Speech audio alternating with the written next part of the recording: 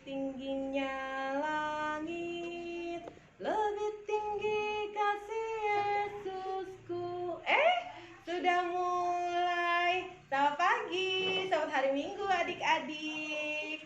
Hari ini kakak sedang mau mengukur suatu benda yang ada di hadapan kakak, yang ada bisa kakak lihat. Kakak udah pegang nih meterannya. Kalau adik-adik mau ikutan, adik-adik juga bisa ambil penggarisannya. Atau adik-adik punya meteran, adik-adik juga bisa ikutan. Apa yang bisa kalian ukur? Kalau di dekat kakak nih, sekeliling kakak, itu ada Alkitab. Kita coba ukur ya. Panjangnya Alkitab kakak tuh ada berapa sih? Berapa sentimeter? Panjangnya Alkitab kakak ada 19 cm. Di samping kakak juga ada spidol. Spidolnya berapa senti ya? Kita ukur ya panjangnya ya. Spidol kakak 14 cm. Apalagi yang bisa kita ukur ya? Kalau tingginya rumah bisa kita ukur gak? Bisa. Tingginya kamu adik-adik sekalian bisa diukur pakai meteran. Terus kalau dalamnya air kita bisa ukur gak ya? Nah, tadi kan kakak punya wadah yang kakak sudah isi air. Kakak coba ukur ya, dalamnya air saja ya, berapa ya? Nah, air yang kakak siapkan itu hanya sedalam 1 cm saja. Kalau dalamnya laut atau dalamnya sungai bisa terukur nggak ya? Bisa, kita bisa ukur, ada ukurannya. Terus kalau tingginya gunung bisa nggak ya kita ukur? Bisa, kita bisa hitung tingginya gunung. Nah adik-adik, tetapi ada satu hal yang kita tidak bisa ukur. Apakah itu? Kakak mau kasih tahu rahasianya. Satu hal yang tidak bisa kita ukur itu adalah kasih Allah. Kasih Allah itu apa sih? Kasih itu pengertiannya adalah rasa sayangnya Allah. Kok bisa rasa sayangnya Allah itu tidak terukur? Yuk kita coba buka di dalam Efesus 3 ayat yang ke-18. Paulus berdoa bahwa Paulus memiliki kerinduan bahwa orang-orang yang percaya supaya mereka dapat memahami bagian C ya, betapa lebarnya dan panjangnya dan tingginya dan dalamnya kasih Kristus. Jadi Paulus berharap bahwa orang-orang percaya, adik dan kakak itu dapat memahami betapa panjangnya, betapa lebarnya, betapa dalamnya kasih Kristus. Tetapi kasih Kristus itu tidak dapat kita bisa ukur dengan meteran. Di dalam Yohanes 3 ayat yang ke-16, kita buka lagi ya.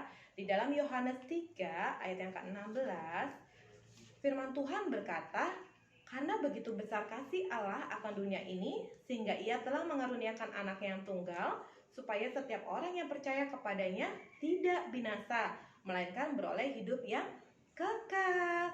Firman Tuhan katakan, karena rasa sayangnya Allah kepada kakak, kepada adik-adik, kepada mama papa, maka Allah mengirimkan Yesus ke dalam dunia ini. Supaya apa? Supaya kita semua diselamatkan.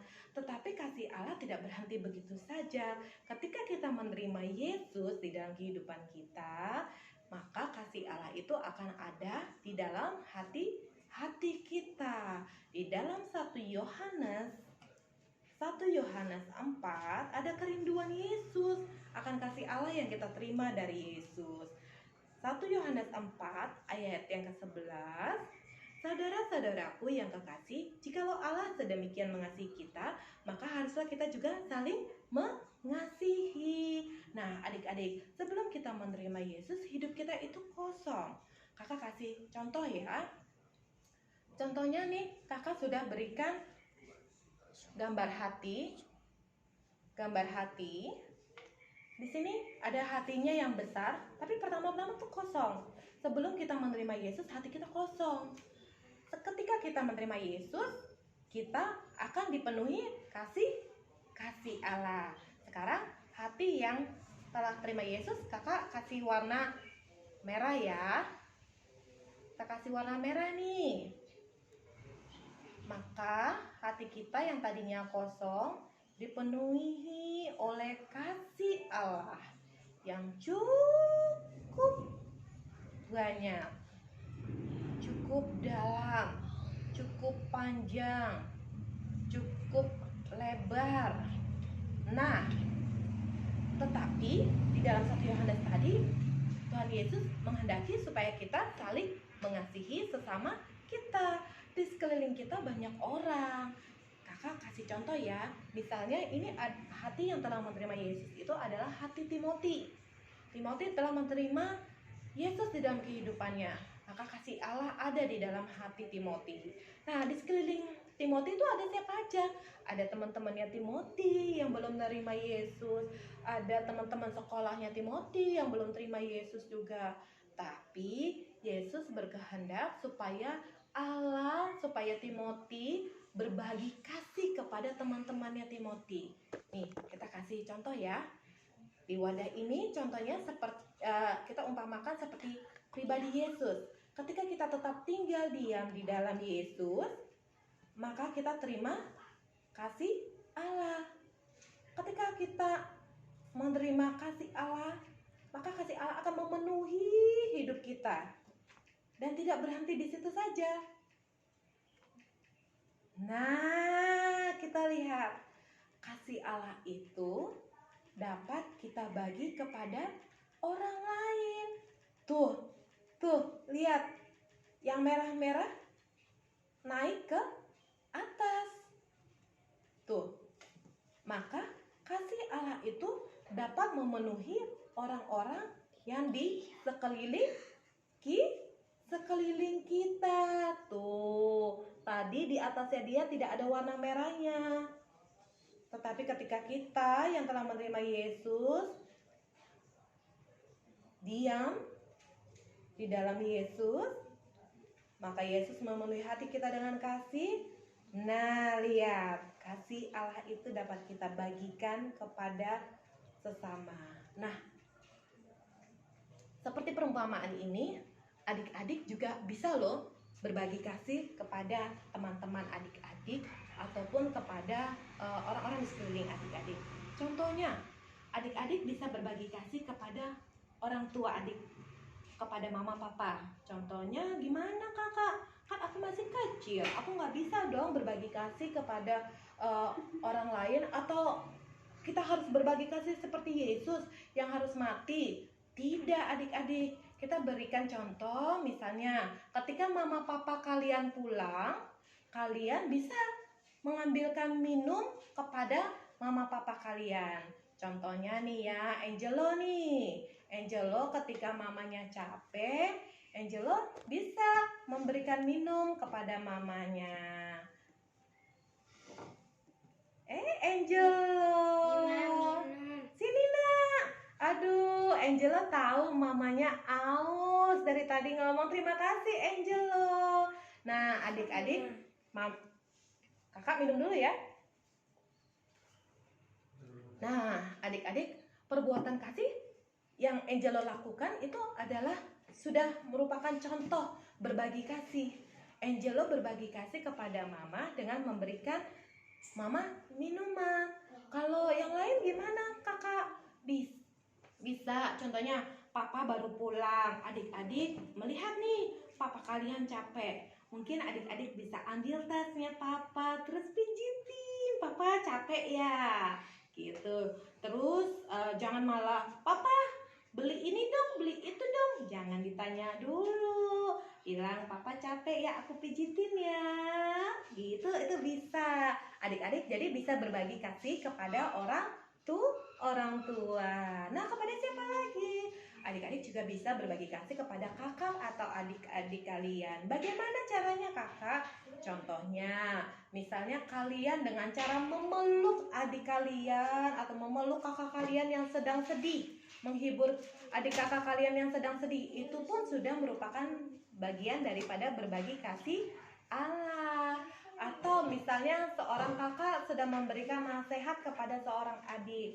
Adik, jangan main lari-larian. Adik, jangan manjat tinggi-tinggi. Nah, itu juga sudah merupakan bagian kalau kita mempraktekkan berbagi kasih kepada adik kakak kalian. Kalau kepada teman-teman bisa Bisa gak? Bisa. Contohnya, ketika kalian ada di luar melihat teman-teman kalian, kalian sapa, kalian senyum kepada teman-teman kalian. Itu juga sudah merupakan berbagi kasih. Atau misalnya kalian tahu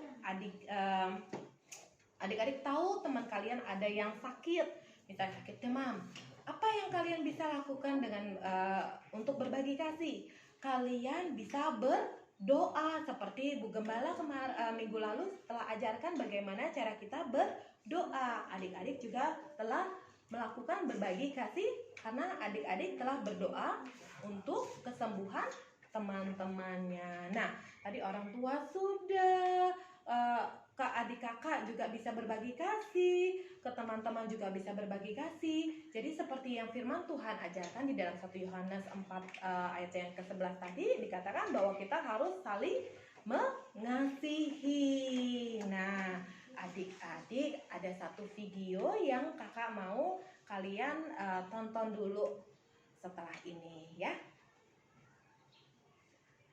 Adik-adik sudah lihat videonya? Bagus kan? Nah, itulah perumpamaan bagaimana dia yang hidupnya dulunya kosong, hampa, hatinya retak, tetapi ketika dia menerima Yesus, dia bisa Yesus memulihkan hatinya anak itu, lalu dia memiliki kasih Allah di dalam hidupnya, lalu dia pun berbagi kasih kepada orang di sekelilingnya. Semua yang tadinya retak-retak, semua yang tadinya cembetut-cembetut, begitu kita saling berbagi kasih, maka orang lain juga akan tersenyum dan bahkan mereka bisa menerima Yesus. Nah, puji Tuhan kepada firman Tuhan. Sampai di sini kakak sampaikan. Minggu ini kita memiliki kegiatan, yaitu kalian ambil dulu satu buku gambar kosong, lalu origami berwarna hijau, origami berwarna merah satu-satu masing-masing, terus ada lem, gunting. Apa sih yang akan kita perbuat? Nah, kakak mau kalian membuat batang pohon di buku gambar. Kalian warnai, lalu kalian gunting batang pohonnya. Kalian gunting, lalu ambil origami berwarna hijau. Kalian bentuk daunnya berbentuk hati, ya. Lalu yang merah kalian gunting lebih besar daunnya, daun yang lebih besar. Nah, kakak sudah punya contohnya nih, satu. Nih, contohnya seperti ini ya.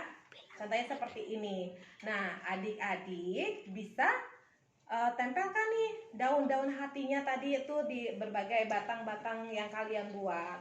Nah, untuk yang besarnya kalian tempel di sini. Kalian tempel di sini yang besar. Lalu yang besar itu kalian tulis ayat hafalan kita, yaitu Yohanes 3 ayat 16. Kalian tulis di situ. Nah, tapi ada satu hal lagi.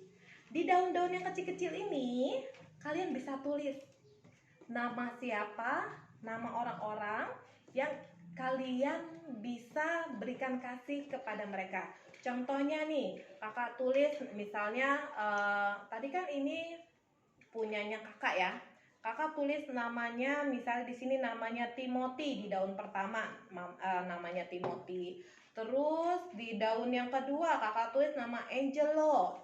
Terus di daun yang ketiga kakak tulis namanya Papa. Daun yang keempat kakak tulis nama Oma, Opa, Opung, misalnya. Terus nama teman-teman kalian juga bisa, misalnya namanya Nathan, Chelsea, Rico, orang-orang yang ada di sekeliling kalian yang kalian bisa berbagi kasih. Bisa? Kakak percaya kalian bisa. Kalau kalian bisa kirimkan yang sudah jadi dengan foto kalian ya, seperti ini lagi senyum, cheese.